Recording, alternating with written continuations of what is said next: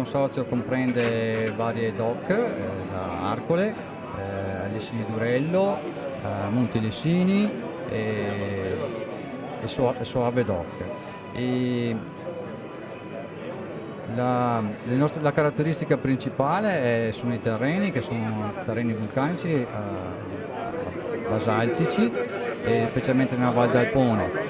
L'uva coltivata maggiormente è la garganica, quindi abbiamo un soave a base di garganica, abbiamo del durello a base di durella, uva durella, e le altre DOC prevedono sia la malvagestriana, prevedono del chardonnay e così via. I vini sono praticamente quasi tutti bianchi in questa zona, e viene fatto qualche rosé, ma in prevalenza sono bianchi, abbastanza acidi, molto importanti, tengono bene anche l'invecchiamento. Siamo per la seconda volta a Godega di Sant'Urbano al Festival delle DOP con i vini dei Colli Ugani, un territorio molto particolare, molto variegato. Queste colline offrono grandi potenzialità per tutti i tipi di vini, dai rossi ai bianchi e i bianchi dolci.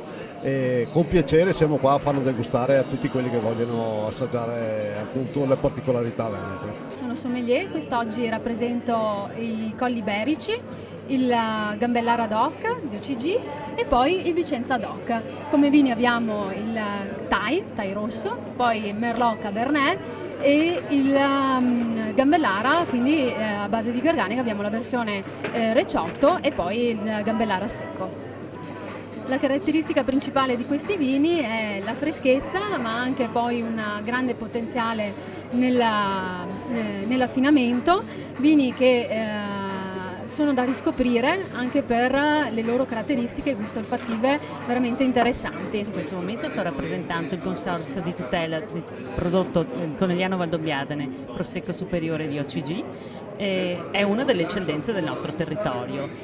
Oggi lo presentiamo nelle tre versioni, alcune delle versioni del Prosecco Superiore.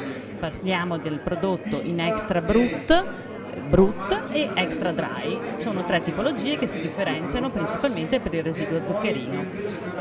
È un prodotto ovviamente di collina, perché questa è la caratteristica, diciamo, della zona di produzione, molto rappresentativo in quanto è riconosciuto, ci permette di conoscere un prodotto in tutto il mondo grazie all'etichetta di Stato e il contrassegno che appunto identifica la provenienza, quindi si tratta di un prodotto di OCG.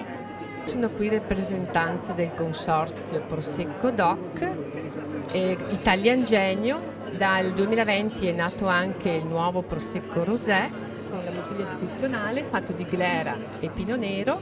Oggi in degustazioni abbiamo un assortimento di vasta zona delle 9 province Veneto-Friuli, passando dal Brut Nature, il Brut Extra Dry. Sono in rappresentanza della strada del Prosecco dei Colli di Valdobbiadene e Conegliano, e il nostro scopo è quello di promuovere e di incentivare queste zone del territorio, facendolo conoscere attraverso naturalmente Valdobbiadene Superiore, ma anche incentivando le cantine locali, i ristoranti.